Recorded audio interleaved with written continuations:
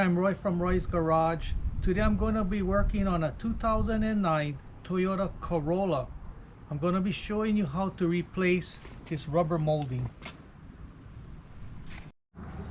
These are the tools I'm going to be using today to do this job. This is the door panel remover and a can of brake cleaner.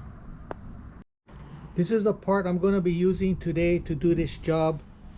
This is a rubber molding that goes on the top of the driver's side rear door. Okay, so I'm going to be removing this molding.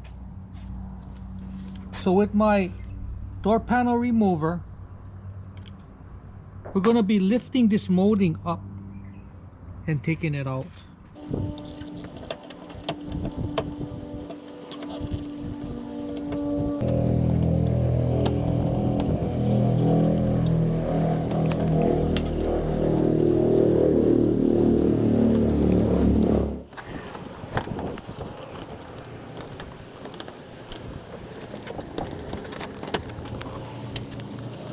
Some brake clean and a shop towel.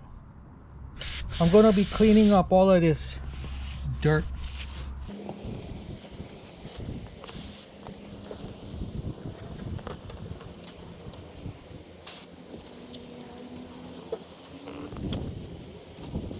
Putting on the molding, this thing you just got to shove it downwards and it locks in. Okay, so you see this groove? This groove goes right on top of the door. And just shove it down.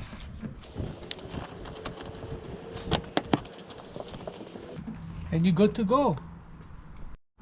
So that's how you replace a window molding. If you have any questions, comment below.